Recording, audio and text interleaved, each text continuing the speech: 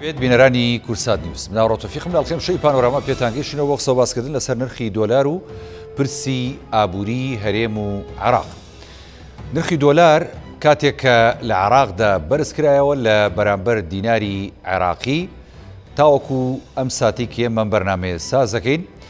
تا ڕادەیەک ئابووری عێراق بەهۆی جێگیرکردنی نرخی دۆلاری ئەمریکی و هەروەها بەرزبوونەوەی بەهای نرخی نەوت لە جیهاندا تا ڕادەیەک سربەخۆیی و هەروەها ئیستیقرارەتیشی بەخۆیەوە بینیوە. یەدەکی عێراق لە ڕووی دراوە زیادی کردووە و هەروەها توانراوە داهاتێکی باش لە ڕێگەی هەم فرۆشتنی نەوت هەم لە ڕێگەی بەرزکردنەوەی بەهای دۆلار لە بەرامبەر دابەزانی نرخی دیناری عێراقی بگەڕێتەوە بۆ بانکی ناوەندی عێراق و بتوانرێ عێراق تا ڕادەیەک زاڵ بێ بەسەر ئەو کێشە داراییانەی کە هەبوو لە ساڵانی ڕابردوودا و مەترسی ئەوە بوو کە ئابووری عێراق بەرەو دارمان بڕۆ. ئەمە بۆ هەرێمی کوردستانیش بە هەمان شێوە ئەتوانین بڵین هاوکێشەیەکە هەمان هاوکێشەی عێراقە کەواتە هەرێمی کوردستانیش لە بەرزبوونەوەی نرخی نەوت و هەروەها لە بەرزبوونەوەی نرخی دۆلار لە بەرامبەر دابەزانی دیناری عێراقی سوود و قازانجێکی گەورەی بینیوە. هەرێمی کوردستانیش تا ڕادەیەک توانیوێتی ئیستیقرارەتێک بە ئابووری خۆی بدا و نەوت لە ئێستادا بە ڕێژەیەکی باش دەچێتە دەرەوە دەفرۆشرێ و توانراوە قەرزەکانی کۆمپانیەکان لەلایەن هەرێمی کوردستان کۆمپانیەکانی نەوت کەم بکرێتەوە و قەرزانە سوک بکرێت لەسەر حکوومەتی هەرێمی کوردستان. ئابووری هەرێمی کوردستان لەگەڵ ئابووری عێراق تا چەندە وابەستن بەیەکەوە و تا چەندە ئابووری ئەم دوو لایەنە پەیوەندی هەیە بە بەرزی و نزمی نرخی نەوت.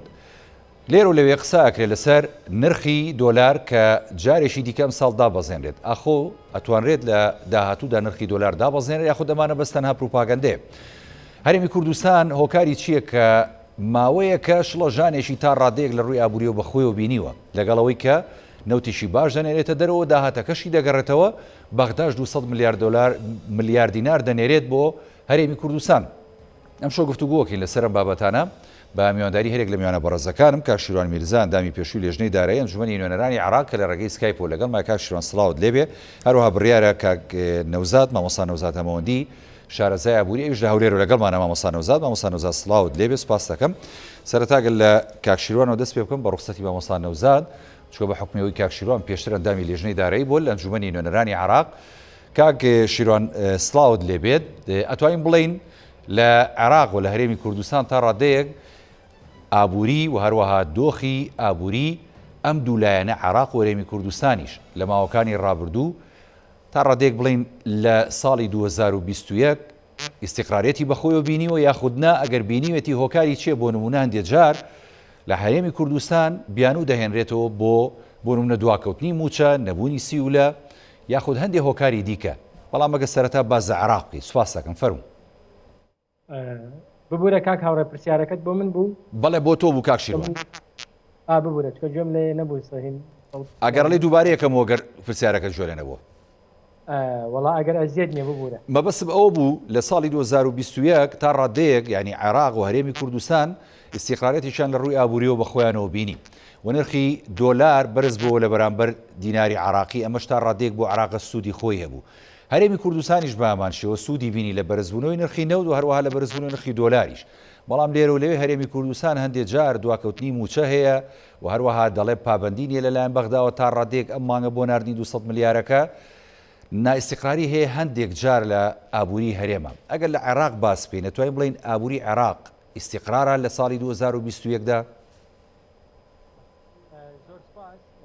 سپاس بۆ دەرفەتەوە سپاس گرێرانی خۆشەویست و سڵاوڕێزیشم بۆ میوانە بەڕێزەکەت هەیە.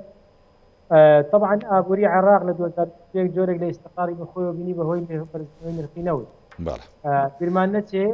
ئاعتیمادی لە سەدان 93 زیاتری داهاتی عێراق لەسەر فرۆشتنی نەوتە. کاتێک فرۆشتنی نەوت نرخەکەی بەرز دەبێتەوە کاتە داهاتی عێراقیش بە خاڵی یەکەم. خاڵی دووە بەرزەوەی با بڵێن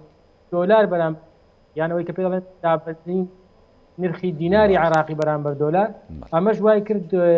عێراق و دۆلارەی لە فرۆشتنی نەوت دەستی دەکەوێت لە بەرامبەردا کە دەیگۆڕێتەوە بە دینار هەم پارەیەکی زیاتری دەست بکەوێت. ئەمە وای کردووە احتیاطی بانقی مرکزی لە ڕاگەاندراوی دوێنەی بانکی مرکزی عێراقدا دەڵێ گەیشتۆتە 64 ملیار دۆلار 64 ملیار دلار یعنی زۆر زیادی کردووە و عێراق تا ئێستا لە 2021 هەموو با بڵێین ئیلتیزاماتی دارایی خۆی بەجێ هێناوە ئەوەی کە لە موازنەدا دانراوە لە پێدانی موچەت لە پرۆژەکان بەبێ ئەوەی قەرز بکە یعنی پێویستی هیچ عەجزهێنانێکی نەبووە ئەم ساڵ ئەمێزامە بۆ پشتەکەی هەرێمی کوردستانیش تەواوە توانین بڵین پابند بووە پێوەی بە 200 ملیارەکەەوە 200 ملیارەکە تا ئێستا هی ئەم مانگە نەهاتووە ئەوەی کە وابزانم هیمانجی 11 طبعا نەهاتووە لەگەڵ مانجی 12 دەمێنێ لە ڕاستیدا ئەوەی کە لەسەر مەسلەی 200 ملیارەکە لە ڕووی یاساییەوە لە ڕووی سیاسیەوە ئەو ڕێکەوتنی کە نێوان هەرێم و بەغدا کراوە هیچ گرفتێکی نییە یعنی تەسەوەر دەکەم تەنها پەیوەندی بە ئیجراعاتی ناو وەزارەتی دارایی و بانکی مرکزیەوە هەیە ئەگەرنا هیچ گرفتێکی نییە و بە پێی یاسا دەبێ بێت و بۆ ساڵی داهاتوش کاتێک داخلی ساڵی تازە دەبین و یاسای موازنەی تازەمان نییە هەر لەسەر موازنەی 2021 دەڕۆین دەبێ هەر بەردەوام بێ کاتە بە شێوەیەکی گشتی بۆ عێراق و بۆ هەرێمی کوردستانیش بەهۆی بەرزبوونەوەی نرخی نەوت و جۆرێک لە ئیستقرار و بەرزبوونەوەی نرخی دۆلار وای کردووە کە دۆخی دارایی عێراق و هەرێمی کوردستانیش باشتر بێ و عێراق هەموو ئیلتیزاماتی خۆی ئەوەی کە لە موازنە بۆی دانراوە بەرامبەر هاوڵاتیانی بەرامبەر فەرمانبەرانی بەجێ هێناوە و یەدەگی بانکی ناوەندی بەرز بۆتەوە بە 64 ملیار دلار کەمە لە ساڵی ڕابردوون 52 ملیار دلار بوو یعنی نزیکەی 12 ملیار دلار زیادی کردووە ئەمە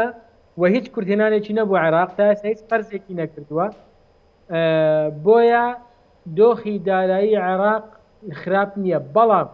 بە حکمەوەی دۆخە سیاسیەکە ناجێگیرە طبعا هەردوو لە کاریگەریان لەسەرێکتر هەیە دۆخە سیاسیەکە ناجێگیر بێت تەسیر لە دۆخی دارایی دەکا دۆخی داراییش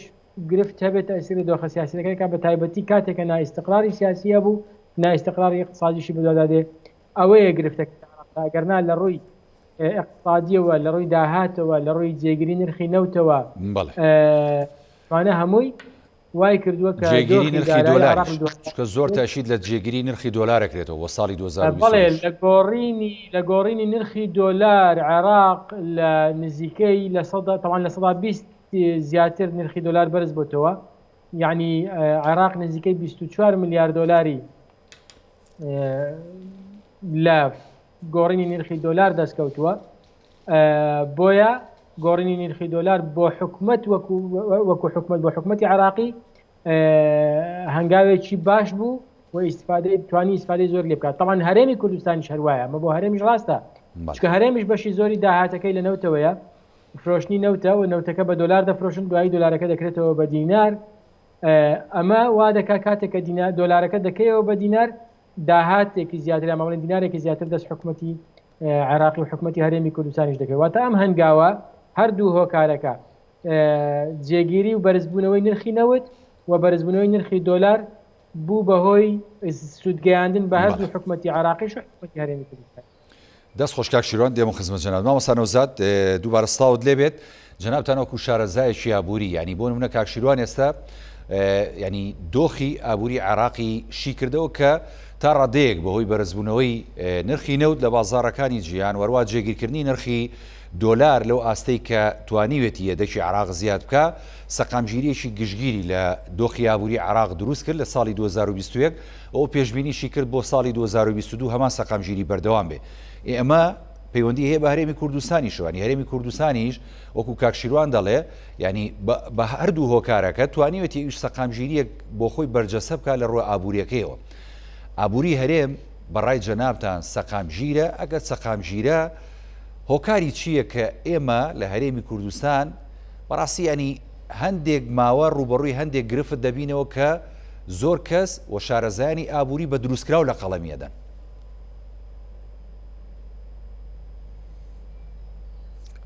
سلااو لە بەڕێست و سلااو لە بینەرانی خۆشەویست و سلاوی تایبەتم بۆ برای بەڕێزم کاک شێروان میرزا زۆر داوای لێبردن دەکەم من وتەکانی کاک شێروان جێم لێ نەبوو بەڕاستی نەمزانی لەسەر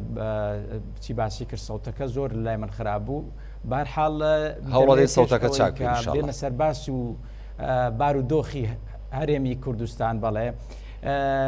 کە کۆنتاکتێک یا برێن پەیوەندێکی گرنگ لە نێوان حکوومەتی هەرێم و حکوومەتی عێراقەوە هەیە بۆیە پێم باشە لە سەرەتاوە باسی بارودۆخی ئابووری عێراق بکەم دواتر دێنەوە سەر هەرێمی کوردستان کە پێشماوەیەک لە عێراق لە بارودۆخێکی خراپی ئابووریدا بوو و لە نزیک بوو لە لێواری مەرجی و داڕوخانی ئابوورێکی زۆر کارەساتبار لە عێراق بەڵام فرسەتێک یان فرسەتێکی نیمچە زێڕین هاتە بەردەمی عێراق بەهۆی بەرزبوونەوەی نرخی نەوت و بەهۆی ئەو بڕیارەی کە بانقی مرکزی دەری کرد کە بەهای دیناری عێراقی نزم کردەوە بەرامبەر بە دۆلاری ئەمریکی ئەمەش ڕاستەوە خۆ حکوومەتی عێراقی تا ڕادێک گەیان بە دوورگەیەکی نیمچە ئارام بۆ ئەوەی دوورکەوێتەوە لەو داڕوخانە و داڕومانە ئابووریەی چونکە داهاتی عێراق بە فرۆشی نەوت بە فرۆشتنی نەوت و هەموو داهاتەکانی تکە تری کە دەستی دەکەوێ ئێمە دەزانین حکوومەتی عێراق کە زۆرترین پاڵپشتی و پشتبەستن بە داهاتی فرۆشتنی نەوتە کە بە دۆلار دەستی دەکەوێت و بودجەی تەشغیلیش بە دینار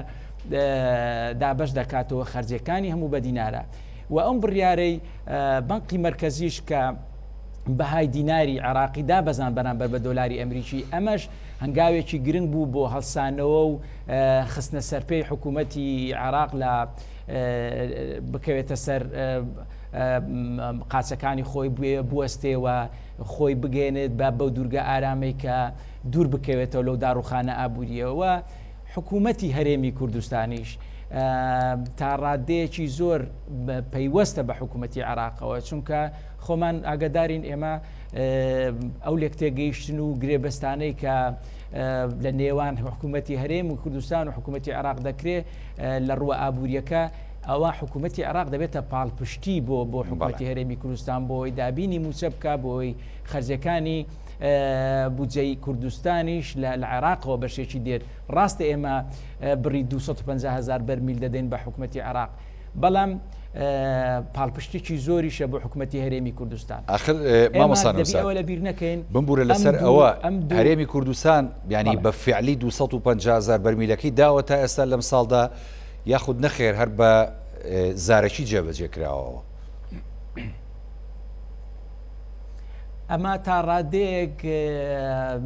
وەکو بڵێ شەفاف نییە چونکە زۆر جار هەز دەکەین کە ئەو نەناردنی ئەم بڕەپارەیە کە لە حکوومەتی عێراق بەرەو هەرێمی کوردستان دێ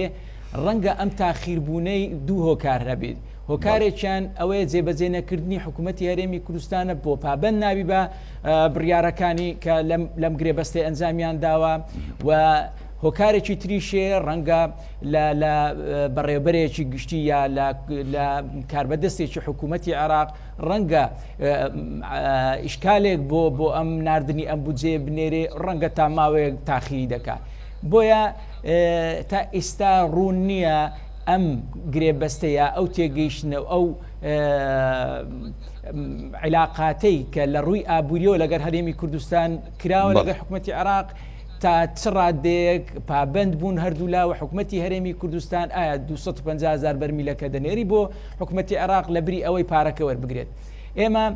دەبی ئەوە لە بیر نەکەین حکوومەتی عێراق گەورەترین قازانجی بەرکەوتووە بەهۆی بەشێکی بەرزبوونەوەی نرخی نەوتە و بەشێکی گرنگیشی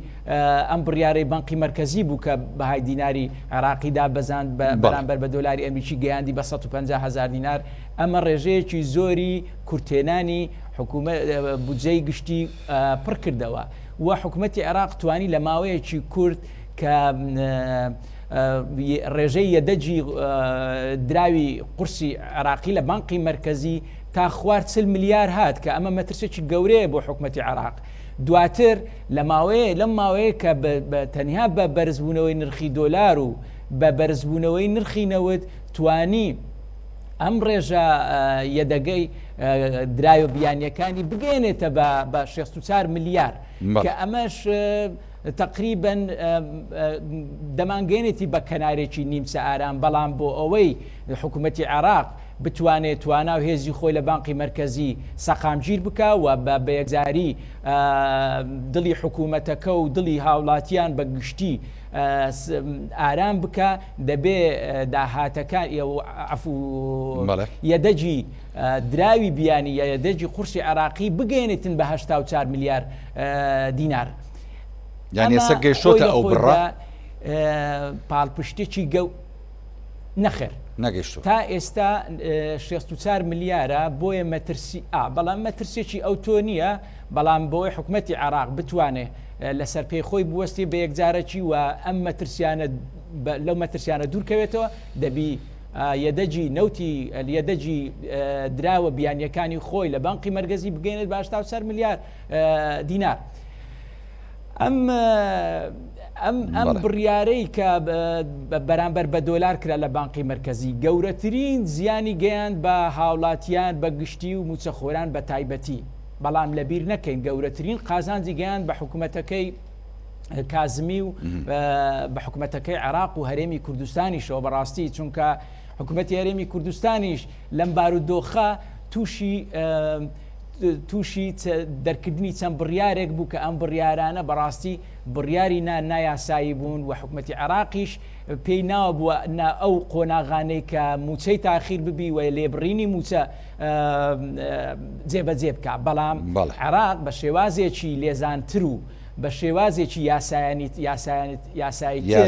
توانی موچەی موچەخۆران کەم بکاتەوە بە شێوەیەک بەڵێ بە شێوەیەک کە هەر موچەخۆرێک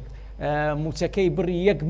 ملیۆن دینار بێ کە ئەو کاتە حکوومەتی عێراق پێویست بوو لەسەری 833 دۆلار لە بۆی تەرخان بکە بەڵام ئێستا بڕی 666 دلار و 67 سنت دابین دەکات بۆ ئەم بڕە ملیۆن دینارێکە لە هەر موچەخۆرێکی 1 ملیۆنی توانیویەتی 167 دلار بگەڕێنێتەوە کە بە نزیکی دەکات 200,000 دیناری عێراقی واتە لە هەر موچەخۆرێکی 1 ملیۆنی حکوومەتی عێراق توانیویەتی زیاتر لە 200,000 دینار ببڕی بەبێ ئەوەی ئەم موچەخۆرە بتوانێت سکاڵە یاسایی تۆمار بکە یا دەنجی ناڕەزایی بەرز بکاتەوە خۆی لە خۆیدا ئەمانە هەمووی زیادکردنی داهاتی عێراقا و هەمووی بە قازانجی حکوومەتەکەی هەرێم و حکوومەتەکەی عێراقدا دەشتێتەوە لەسەر حیساب و قوت و موچەی هاوڵاتیان قوت و موچەی موچەخۆران کە هەمومان بە شێوەیەکی متەساوی زەرەرمەندین ڕەنگە ئێمە بپرسین خەڵکێک برێ هیچ موچەیەکم لە حکوومەت نییە بۆ کەواتە زەرەرمەند نیم بەڵام خۆی لە خۆی داگەیاندنی ئەم زیانە بە موچەخۆرانی هەرێمی کوردستان و موچەخۆرانی عێراق بەگشتی ڕاستەوخۆ کاریگەری دەبێت لەسەر هاوڵاتیان بەگشتی و لەسەر بازار و لەسەر کەمی خواست لەسەر زۆر باش کەلوپە لە جەمالیەکان زیاتر ئێستا هاوڵاتیان هەوڵ دەدەن لە تەنها ڕوە پێداویستیەکانی ژیان بەڕێ بکەینەوەی ئیستاش تا ئێستا لای هاوڵاتیان ڕوونیە بارودۆخی عێراق و هەرێمی کوردستان بەرەو کوێمان دەبات و ئەم بڕیارەی بانقی مرکزیش زۆر لێمان دەپرسن ئایا دۆلار دەگەڕێتەوە سەر ئەم نرخەی پێشان کە 120 پێشبینی چیەکی مامۆستا نەوزاد کە هەر بە هەمان نرخ بمێنێتەوە بۆ ساڵی 2022 بە هەمان نرخ دەمێنێتەوە لە بەروی بانقی مرکزی ناوێ ئەم متمانە و سیقەیە لە دەست بدا لە خلالی فترەیەکی کەمدا بڕیارێک دەربکە و دواتر بە بڕیارێکی تر مەسحی بڕیارەکەی پێشووتری بکەوە ڕەنگە خەڵک دەتوانێت لەم ماوەیە کە زیانی بەرکەوتووە چی ئەوانەی دۆلاریان بە هەرزان فرۆشتەوە بە گران کڕیوانێتەوە چی ئەوانەی دۆلاریان بە گران کڕیە بە پێچەوانەوە هەردوو لا دەتوانن سکاڵا لە بانقی مرکزی بکەن ئێمە ڕەنگە لە نزیکەوە زۆر ئاگادار نەبین بەڵام هاوڵاتیەکی زۆر خەڵکانێکی زۆر بازرگانێکی زۆر زیانی گەورەی بەم تەلاعوبکردنی نرخی دۆلارە کەوتووە و خاڵێکی تر حەز دەکەم باز بکەم کە ئەم دەنگۆی بڵاو بۆ لەسەر نزم بوونەوەی نرخی دۆلار بگەێنەوە بە 1200 وەکو پێشتر ئەمە لەلایەن کوتلەی سەدریەوە ئەم دەنگۆیە بڵاو کرایەوە وەکو ئەوە بێ کوتلەی سەدری یا تەیاری سەدری ساڵی مەرگ لە بۆ حکوومەتەکان لێ بدەن یا تابوتێک دروستکەن بۆ مەرجی حکوومەتە تازەکەیان کە خۆیان سەرپەرشتی و پێکێنانی ئەم حکوومەتە دەگرنە ئەستۆ. ئەم دەنگوانەی کە بڵاو دەکەنەوە تەنها سەفقەیەکە خەڵکانێک ڕەنگە لە بڵاوکردنەوەی ئەم دەنگۆیانە یا ئەو پروپاگەندانە بتوانن بەشێکی زۆر لە دۆلار بکڕن، چونکە خۆمان دەزانین نرخی دۆلار عەرز و تەڵەبە. چەند عەرز بکرێت دۆلار ئەوەندە دادەبەزێ، بەڵام بە هیچ شێوەیەک من هاوڵاتیان دڵنیا دەکەم و دۆلارەکانی خۆیان بە نرخی کەم نەفرۆشن و دڵنیاتان دەکەم و نرخی دۆلار لە 1000-2000 دینار زیاتر تەلاعوب ناکە یا بەرز و نزمی بەخۆیەوە نابینێ و هیچ کەسێک نەکەوێتە داوی ئەوەی کە بۆ پروپاگەندانە باوەڕ بکە ئەو بڕەپارەی لە بەردەستی بچی دۆلارەکانی هەرزان فرۆش بکە. یعنی ئەوەشی دۆلاری نییە ئەگە دینار بێ بچێت دۆلار بکڕێیا نەیکڕە جارێ. نەخێر ئێوەی چۆنە ئەو دینارێک کە ئێستا هەیە بارتەقای ئەو 148 و 47 و 49ەیە، بەڵام ڕەنگە لە عەرزکردنی مثلەن ئەو دەنگۆیە کە بڵاو بۆ خەڵک بە لێشاو بچی دۆلارەکانی بباتە بازاڕەکان کام عەرزە زۆر بوو تەڵەب کەم بوو کەواتە نرخی دۆلار دادەبەزی. ئەمە زۆر خەڵکمان بینی زەرەری بەرکەوت لەو گۆڕینی دۆلارە. ئەگەر لە کاتی زۆر پێویست نەبوو هیچ پێویست ناکات دۆلارەکەی بگۆڕێ یا تەلاعوب بە دۆلار و بە دینار بکە. پێداویستەکانی خۆی چین هەر بای خەرجەکانی خۆی دۆلارەکەی ورد بکاتەوە و ئەگەر پێویستی بە دۆلار نییە هیچ پێویست ناکات بچیت لە بازاری دۆلار بکڕی یا بیفرۆشی. دەستخۆش مامۆستا نەوزاژیان دێمەوە خزمەت جەنابەت. کاک شیروانیان ئێمە باز لە بابەتێکی دیکە خودت پرسیارێکی دیکە بۆ بەڕێزت ئەوە بێت، ینی بۆ نمونە باست لە عێراق کرد کە توانێتی استقرارەتێکی باش بەخۆیەوە بینێ، هەرێمی کوردستانیش بە هەمان شێوە استقرارەتی بینیوە. یعنی راپۆرتی دیلۆیت پێمانەڵێ کارێمی کوردستان لە نیوەیەکەمی ساڵی 2021 زیاد لە 1,737 ملیۆن دۆلاری دەستکەوتۆ لە فرۆشتنی نەوت، ئەمە سافی بۆی ماوەتەوە. بەڵام ئەی پرسیارەکە ئەوەیە کە هەرێمی کوردستان ئەم سەقامگیرەی بەخۆی بینەوە لە ڕووی فرۆشتنی نەوت، لە ڕووی وەرگرتنەوەی داهاتەکەی بە دۆلار و لە ڕووی ئاڵوگۆڕی ئەو دۆلارە بە دیناری عراقی کە مەژجارێکی دیکە بەهاکەی بەرزە و پارێکی باشتر دەچێتەوە خەزێنی حکوومەتی هەرێمی کوردستان. بەڵام تۆ پێشتر مامۆستا نەوزادی ژامەژەتان بۆدا کە استراتیژی عێراق بۆ باشکردنی دۆخی ئابووری استراتیژێکی باش و سەرکەوتوو بووە، بەڵام ئەی بۆ لە بەرامبەرە هەرێمی کوردستان کە ئەم هەموو داهاتەشی هەیە ئەبینین استراتیژی مامەڵەکردنی لەگەڵ دۆخی ئابووری هەرێمی کوردستان باش نییە و ئەوە تا لاوازیەکانی ئەبینین لە ئێستاە. هۆکارەکەی بۆ چییە بەڕاستی کاک شیروان؟ کاک هاوڕێ طبعا ئەوەی کە گوتمان حکوومەتی عێراق استراتیژیەکەی باش بووە بیرمان نەچێت بۆ حکوومەت باش بوو، بۆ هاوڵاتی بۆ فەرمانبەر و بۆ ئەوانەی کە داهاتێکی با بڵێن دیاریکراویان هەیە بۆوانە باش نەبووە کە کاریگەریەکەی لەسەر هاوڵاتی و لەسەر فەرمانبەر و لەسەر موچەخۆر کەوتەوە. هەمومان دەزانینەوەی کە کاک نەوزادیش باسی کرد قووەتی با بڵێن کڕینی دیناری عێراقی کەم بۆتەوە. ئەمە یەک. دوو شت لە بازار گران بووە، هەموو ئەوە چێت تەحمولی کرد، هەمووی هاوڵاتی تەحمولی کرد و فەرمانبەر تەحمولی کرد، ینی بەشی هەرە زۆری ئەم بارگرانیە کەوتە سەرشانی هاوڵاتی و فەرمانبەر و موچەخۆر. ڕاستە حکوومەت قازانجی کرد بەڵام خەڵک لەوەدا زەرمەند بووە، بەڵام بە شێوەیەکی گشتی من هاوڕام لەگەڵ مامۆستا نەوزاد کە ئەمە عێراقی لە داڕمان پاراست، چونکە با بڵێن ئاگادارکردنەوەی سندوقی نەقدی دەولیەوە هەبوو بۆ عێراق کە ئەگەر نرخی دۆلار یان با بڵێن نرخی دینار دانەبەزێنێ بەرامبەر دۆلار بەرز نەکاتەوە، احتیمالی هەیە لە باوەی چەند مانگێکدا دۆخی دارایی عێراق هاوشێوەی یان با بڵێن دیناری عێراقی وەکو لیرەی تورکی وەکو پارەی سووری وەکو تمەنی ئێرانی و ئاوای لێبێ، ینی هەڕەشەکان یان با بڵێن ئاگادارکردنەکان بەم شێوەیە بوو. ڕاستە مەسەلەی ئەوەی کە لە هەرێمی کوردستان بیرمان نەچێ دیاریکردنی نرخی دینار و دۆلار یان با بڵێن سیاسەتی نەقدی لە وڵاتدا ئیشی بانکی مەرکەزیە. حکوومەتی هەرێمی کوردستان لە خۆیەوە ناتوانێت هەنگاوە بنێمە ئیلا بانکی مەرکەزی دەتوانێت هەنگاوە بنێ و بانکی مەرکەزی مەسئولە لە سیاسەتی نەقدی لە وڵاتدا. ئەمە یەک. دوو مەسەلەی نەوت یان با بڵێن ئەو خەرجە زۆرەی کە بۆ نەوت ڕۆیشتووە لە هەرێمی کوردستان بەپێی راپۆرتی دیلۆیت ئێمە چەند جاری تر باسمان کرد گرفت لەوە دەیە ئەو با بڵین ئەو ڕێکەوتنانەی یان ئەو گرێبەستانەی کە لەگەڵ شەریکاتی نەوت کراون ئەم گرێبەستانە خراپن لە کاتێکدا کراون کە هەرێمی کوردستان لەوانەیە هیچ داهاتێکی نەبوو بێ یان سەرەتای بوو بێ لە مەسلەی پیشەسازی نەوتدا بە هەر شێوێک بێویستیەتی شەریکاتی گەورەی دنیای نەوتی ڕاکێشێ بۆ هەرێمی کوردستان ئەمە وای کردووە خەرجیەکی یەکجار زۆر بۆ دەرهێنان و فرۆشتنی نەوت دەڕوە عقدەکانی ئەو گرێبەستانی کە لە هەرێمی کوردستان دەکرێن گرێبەستی هاوچین شەراکەن یعنی شەریکەیەکی گەورەی نەوت بان کراوە عقدی لەگەڵ کراوە لە هەرێمی کوردستان بە دوای نەوتدا بگەڕێ و نەوت بدۆزێتەوە کە نەوتی دۆزیەوە ئەو چێڵگەی کە نەوتی لێ بەرهەم دەهێنێ بەرهەمەکەی بە شەراکەت بەشێکی بۆ هەرێم بەشێکی بۆ شەریکەکە ئەمە وای کردووە جگە لە مەسرف فۆڕیت لە فرۆشتن جگە لە خەزانەکانی بەندەری جیهان لە تورکیا با بڵین کۆمپانیای وزەی تورکی ئەوانە هەر هەمووی خەرجی لەسەر هەرێمی کوردستان زیاد کردووە بۆیە بەشی زۆری داهاتی نەوت لە هەرێمی کوردستان بۆ خەرجی دەڕوا دەبێتە خەرجی ئەوەی کە دەگەڕێتەوە خەزێنەی دەوڵات یان با بڵین ئەوەی کە دەگرێتە وەزارەتی دارایی بۆ ئەوەی بۆ موچە سەرفی بکە بڕێکی کەمە ئێمە لە عێراقی ژەوت تێبینێمان لەسەر جەولاتی تەراخیس هەبوو لە ڕاستیدا لە موازنەی 2021 بە مادەیەکمان داخل کرد کە داوامان کردووە لە هەردوو حکومەتی عێراقی و حکومەتی هەرێمی کوردستان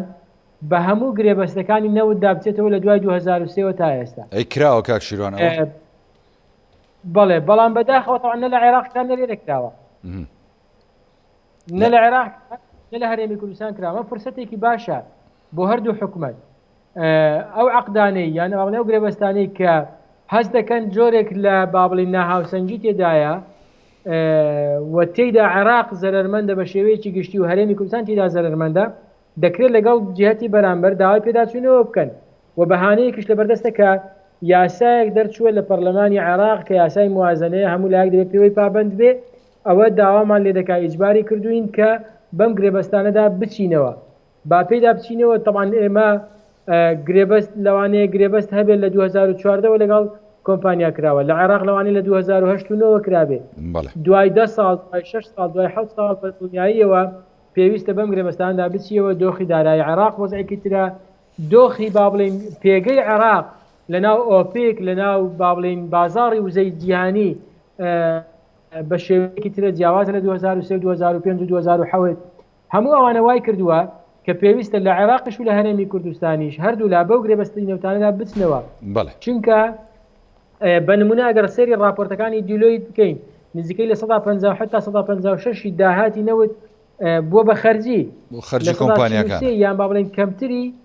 کەمتر زیاتر طبعا گۆڕانکاری بەسەردا لەوانەیە لە مانگێکەوە بە مانگێکتر بەبێ زیاد و کەمی بەپێی نرخی نەوت و ئەوانە بەڵام لەو با بڵین لەو ڕێژەیە دەمێنێتەوە بۆ حکومەتی هەرێمی کوردستان ئەوکەی کە دەڕوا خەڵک با بڵین گرفتی لەوە هەیە یا با بڵین لەوە هەیە بۆڕی گواستنەوەی نەوتی هەرێمی کوردستان کە لە هەرێمی کوردستانەوە بۆ سەر حدودی تورکیا نەوت دەگوازێتەوە ئەم بۆڕێهی حکومەتی هەرێمی کوردستان بوو لە ڕاستیدا بە پارەی حکومەت دروست کراوە بە کۆمپانیای ڕۆزنەفت و کۆمپانیای کارفرۆشاوە ئێستا مانگانە حکومەتی هەرێمی کوردستان دەبێت کرێی گواستنەوەی نەوت بدا بەم بۆڕیە بۆ کرێکەی لە ڕاستیدا زۆرە یعنی نزیکەی 5.6 $6 بۆ هەر بەرمیلێک کە ئەمە زۆر زۆرە لەبەرچی لەبەر ئەوەی گواستنەوەی بۆڕی گواستنەوەی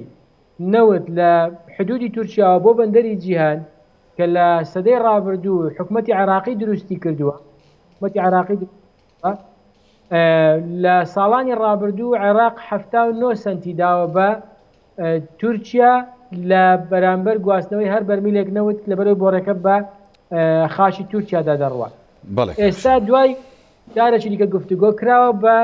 $1.09 یعنی ئێستا عێراق لە حدودی تورکیاوە تا بەندەری جیهان بۆ هەر بەرمیلێک نەوت $1.09 دەدا بۆ هەرێمی کوردستانی شەروایە ئەوە کە نەوتەکەی نێرێتە دەرەوە کوردستان زیاترە کوردستان زیاتر دەدا لە ناوخۆی کوردستان طبعا عێراق ئەگەر بۆڕی ناوخۆی هەبێ هیچ پرەپارەیەک نادا ئێمە بۆڕیەکەی ناوخۆی کوردستان پارەیەکی زۆر دەدەین بەوە یعنی بە تەقریبی نزیکەی $10 دەڕوا بۆ کولفەی گواستنەوەی نەوت لە هەرێمی کوردستانەوە تا حدودی تورکیا و لە حدودی تورکیاوە تا دەگاتە بەندەری جیهان ئەمە زۆر باش یەکێک لەو خەرجانەی کە زۆرە پێویستی داچوونەوە هەیە بەشێک لەو گرێبەستانەی کە لەگەڵ شەریکاتی نەوتی کراوە دەبێت پێداچوونەوە پێدا بکرێ و کۆمەڵێک خەرجی دیکە هەیە کە پێم وایە حکوومەتی هەرێمی کوردستانیش هەنگاوی نابێ بە نمونە نازانم ئێستا لیواکانی نەوت و غاز وابزانم کەوتونە سەر کار لە جیاتیەوەی کە پاراستنی چێڵگە نەوتەکان و کۆمپانیەکان دامەزراوە نەوتەکان بە کۆمپانیای ئەمنی تایبەت بسپێردرێ چکەمە دوو لیوای نەوت و غازمان هەیە لە ڕاستیا ئەرچی لیواکانی نەوت و غازەکە ئەم ئەرکە ببینن و پێویست نییە جارێکی دیکە لە خەرجی لە بڵین لە پارەی نەوت خەرجی لە پاراستنی بدەین بە شەریکاتی ئەمنی و سێکیوریتی بۆ پاراستنی چێڵگەکانی نەوت و دامەزراوە نەوتەکانی هەرێمی کوردستان بە شێوەیەکی گشتی دەکرێت بڵین لەبەر ئەوەی پشکی هەرە زۆری داهاتی هەرێمی کوردستان ئەگەر باسی هەرێم بکەین لە فرۆشتی نەوتەوەیە و نەوتیش خەرجێکی یەکجار زۆری هەیە پێویستە جارێکی دیکە هەرێمی کوردستان بە گرێبەستەکانی نەوت و چۆنێتی فرۆشتنی نەوتدا بچێتەوە و خەرجەکانی کەم بکاتەوە بۆ ئەوەی داهاتێکی زیاتری دەست بکەوە و خاڵێکی تر ئەوەیە کە ئەگەر ئێمە پەیوەندێکی باشمان لەگەڵ عێراقدا هەبێ بتوانین بە شێوەیەک لە شێوەکان یعنی سیغەیەک بدۆزینەوە بە تەنسیق لەگەڵ حکوومەتی عێراقیان لە ڕێگای سۆمەوە نەوتی هەرێمی کوردستان بفرۆشرێت نەک تەسلیمی سۆمەوە بکەین چونکە سۆمە بەو پێکهاتەیە ئێستا کە هیچ کوردێکی تدانیە و نازانین سیاسەتی سۆمە بەرامبەر هەرێمی کوردستان و ئەمە حاڵەتێکی ترە دەکرێت لە بابەتێکی تردا قسەی لەسەر بکەیت بەڵام مەبەستم ئەوەیە ئەو کاتە ئەو جیاوازیەش نامێنێت کە عێراق نەوت بە چەند دەفرۆشیوە نەوت بە چەند دەفرۆشیت لەوانەیە بتوانین نەوتەکەمان بە سعرێکی زیاتر بفرۆشین و پارەیەکی زیاتر بێتەوە ناو خەزانەی حکوومەتی هەرێمی کوردستان. دەستخۆش کاکشرۆر مامەسانە وزاد ینی ئەو قۆناغانە و ئەو هەنگاوانەی کە پێویستە هەموو حکوومەتێک بینێ بە تایبەتی ئێستا هەرێمی کوردستان بۆ پێشخستنی دۆخی ئابووری خۆی و باشکردنی ڕەوشی بازار و هەروەها دەستکەوتنەوەی ئەو داهاتانەی کە دێتەوە خەزانەی حکوومەت چاکسازیە ینی یەکێک لە فاکتەرە هەرە گرنگەکانەوەی کە دەڵێن چاکسازی لە هەرێمی کوردستان دەمێکە ینی حکوومەت و زۆرێک لە لایەنەکانەوە بەرپرسان بڕیاریان لێداوە کە بکرێ بەڵام ئەوەی کە گرفتە لێرە ینی چاکسازیەکان لە هەرێمی کوردستان زۆر بە سستی بەڕێوە دەچێت پێ دوایە ئەوەی کە لە هەرێمی کوردستان پێویستە بە زوویی کاری تیابکرێت وەکو کاکشیروانی جامەژەی بە کۆمەڵی خاڵدا بە تایبەتی لە سێکتەرەکانی نەوت لە کۆکردنەوەی داهات و لە ڕێخستنەوەی بۆ نمونە لایەنی ئابووری لە هەرێمی کوردستان حکوومەتی هەرێمی کوردستان هەنگاوی هەرە گرنگتر لە چاکسازی چییە کە دەبێ بینێت بۆ ئەوەی کە بۆ نمونە هەندێک گرفت هەیە ڕوبەڕووی نەبێتەوە. بەڵێ یەکەم هەنگاوی کە بە گرنگترین هەنگاودا دەندرێت بۆ هەڵسانەوەی حکوومەتی هەرێمی کوردستان بۆ دۆخێکی باشتر بۆ ئابووریەکی باشتر پێداچوونەوەی بۆ گرێبەستانەی کە لەگەڵ کۆمپانیا نەوتەکان کراوە ئێمە لە سەرەتاوە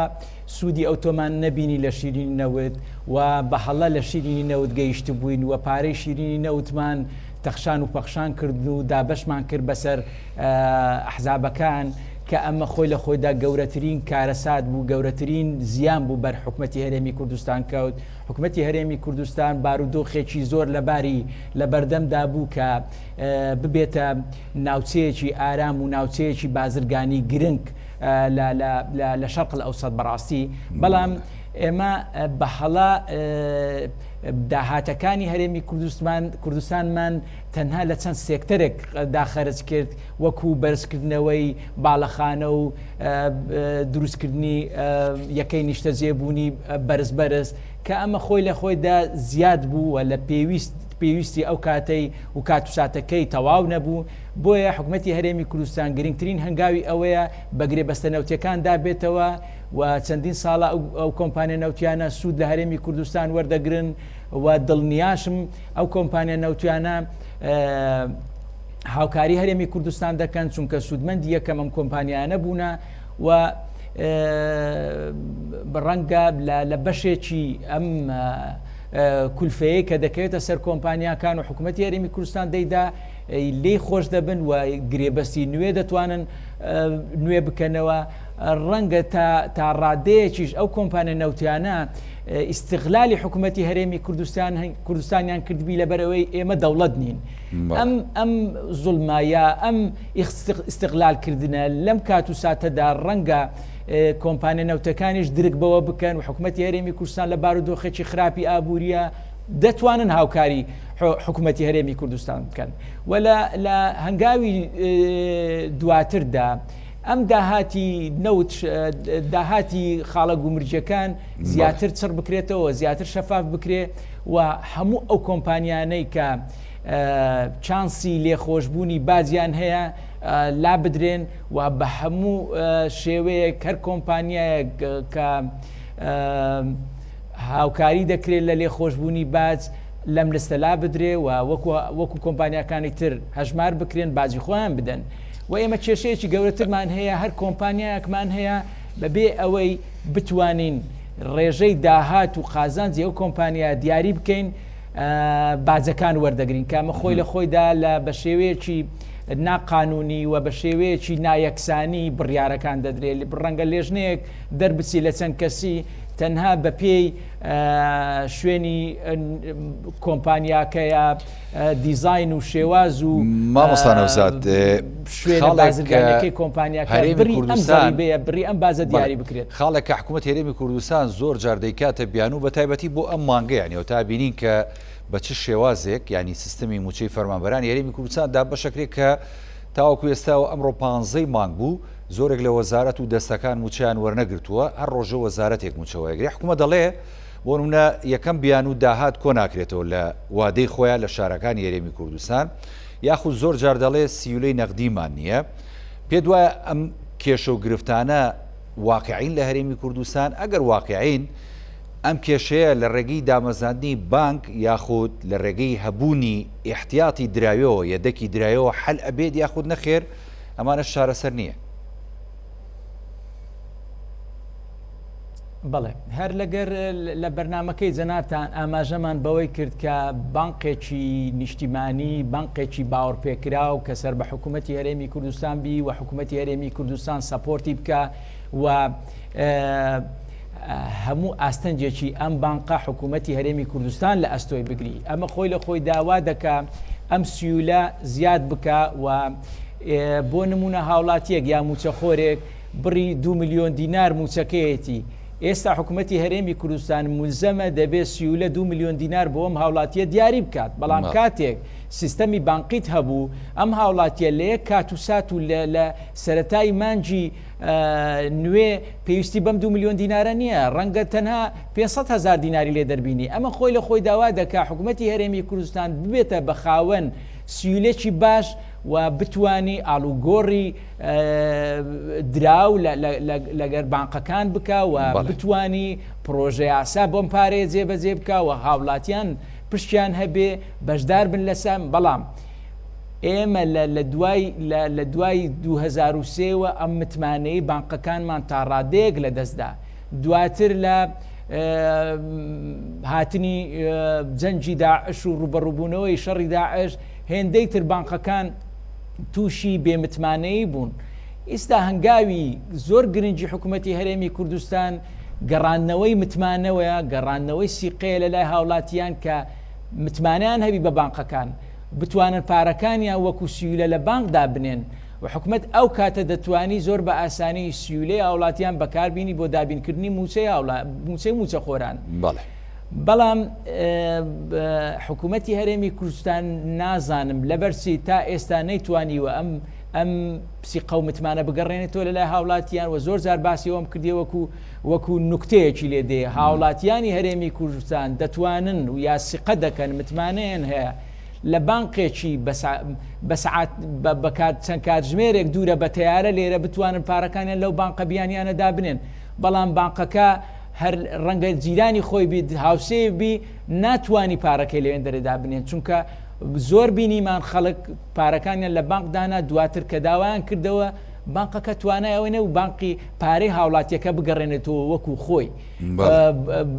زۆربیان بوون بە ئەقساد ینی ئەمە خۆی لە خۆیدا زەربەیەکی گەورە بوو لە سیستەمی بانقی بەڵام خۆشبەختانە من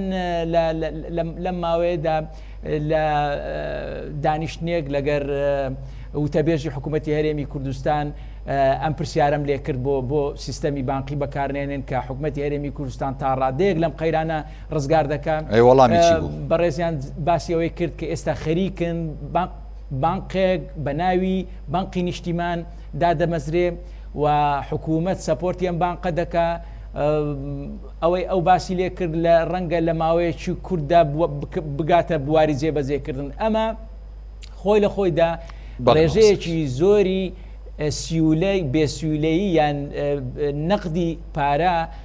کەم دەکاتەوە و موچە دەتوانی لە کاتی خۆی دابین بکە ڕەنگە هاوڵاتیان لە سەرەتاوە مولزەم نەبن بە ماستەر کارت و بە دراوی ژمارەیی بەڵام ڕەنگە تۆ لە مانجی یەکەم و دووە موسەیەم هاوڵاتیانیش مولزەم دەبن بەڵام حکوومەتی هەرێمی کوردستان لە کاتی خۆی نەتوانی موچە دابین بکە موچە خۆرانیش ناتوانن کرێ ئاو کارەبایان خۆیان لە هەمان کات بدەن و حکوومەتی هەرێمی کوردستان نەتوانی موچە لە کاتی خۆی دابین بکە و ڕسوماتی ئەوەی کە دەکەوێتە سەر هاوڵاتیان دەکەوێتە سەر موچە خۆران ناتوانی بیداتەوە حکوومەت یا باز و زەریبە کە کۆمپانیاکە لەسەر زەرەر بڕوا تۆ دێی ڕێژەی بازی لەسەر بەرز دەکەوە ئەم کۆمپانیا مولزەم دەبی یا ناچار دەبی کۆمپانیاکەی دابخات ئەم ڕەداهاتەش کە بەدەستمان دەکەوت ئەمەش دەبێتە زیانێک بۆ حکوومەتی هەرێمی کوردستان دەبی بە ڕێژەیەک کە لەگەر داهاتی کۆمپانیایە کاتم زۆر کەم ماوە ئەمێ لە ماوە یەخولەکە دووە سەرنج و پەیام و چارەسەری خێرا بۆ هەر قەیرانێکەگەر لە ڕووی ئابووری و ڕوو لە هەرێمی کوردستان کات چی بێ بەڵام بە کورتی لە ماوەی کەمتر لە یەخولەکە پێم بڵێ سوپاس دەکەم. بەڵێ تکام لە حکوومەتی هەرێمی کوردستان هەیە بە تایبەتی حکوومەتی عێراقیش کە وا بکەن دۆخێکی سیاسی سەقامگیر دروست بکەن ئێمە دەبینین لە هەواڵەکانی تورکیا لە هەواڵەکانی عقاراتی تورکیا کە دووەم گەورەترین کڕیاری عەرز و خانوون کە لە مەجالی عقارات خەڵکی عێراقن و کارەساتێکی گەورەتر کە بڵاوکردنەوەی ئەم هەموو ڕیکلامەی لەسەر پاسەپۆرت و ئیقامەی دۆمینیکا و لەسەر کڕینی شوقە و ڤێلا لە وڵاتانی دەرەوە ئەمە هەمووی خۆی لە خۆیدا سیولەی ئەم وڵاتەیە دەبردرێتە دەرەوە و لە هەموو کارەسات بارتر ئەوەیە ئەم دراوە ئەلکترۆنیانە هەوڵ بدە حکوومەتی هەرێمی کوردستان سەیطرەی لەسەر بکە ئەم هەموو سیولە نەخرێتە دەرەوە ئێستا مەکاتب هەیە لە USD کە دۆلاری ئەمریکیە دەکرێت بە USDT کە دەتوانی دراوی ئەلکترۆنی بکڕی کە ئەمەش هەمووی زیانی گەورە بە هەرێمی کوردستان و عێراق دەگەیەنی کارەساتی گەورەی ئابووری لێ ڕوودەدا. دەست خۆش سپاس دەکەم کاک شیروان میرزا دوا سەرنجی خۆت بگەێنی کەمتر لە یەخولەک سپاس دەکەم. وڵات دوا سەرنجەوەی تەوان وەکو باسمان کرد دۆخە سیاسیەکە تەحەکوم دەکات چاوەڕێ دەکرێت بەڵکوی لە داهاتوودا حکوومەتی تازای عێراقی پێک بێەوە بتوانێ چونکە بۆ ساڵی داهاتوش پێدەچێت نرخینەوت هەر بە بەرزی بمێنێتەوە بەپێی تەوەقعاتی بڵین ئەوانەی کە شارەزان و ئەمە وا دەکات کە عێراق بتوانێت لەسەر پێی خۆی بوەستێ و لە هەرێمی کوردستانیش ئەو سێکتەرانەی کە با بڵین داهات بۆ حکوومەتی هەرێمی کوردستان و بۆ هاوڵاتیان زیاد دەکەن ئەوانە برەویان پێ بدرێت لە بواری با بڵین پیشەسازی کشتتوکاڵ و گەشت و گوزاری سەرچاوەکانی داهات زیاد بکرێن تەنها پشت بەنەوت نەبەسترێ پرۆسەی با بڵین پیشەسازی نەوتیش پێداچنەوەی پێدا بکرێ چونکە ئێستا خەرجێک یەکجار زۆری دەڕوات. دەست خۆش سپاس بۆ کاک شیروان میرزا دامی پێشووی لێژنەی دارایی ئەنجومەنی نوێنەرانی عێراق کە ڕێگای سکایپۆ لەگەڵ ما سپاس دەکەم هەروە سپاس بۆ مامۆستا نەوزاد ئەمەوەندی شارەزای ئابووری کە لە ستۆدیۆکانمان لە شاری هەولێر لە بەرنامەی پانۆراما لەگەڵ ما بوو سپاسان دەکەم. بەڵێ بینەرانی بەڕێز ئەڵقەم شەوی پانۆراما پێشکەش کرا خواتان لەگەڵ.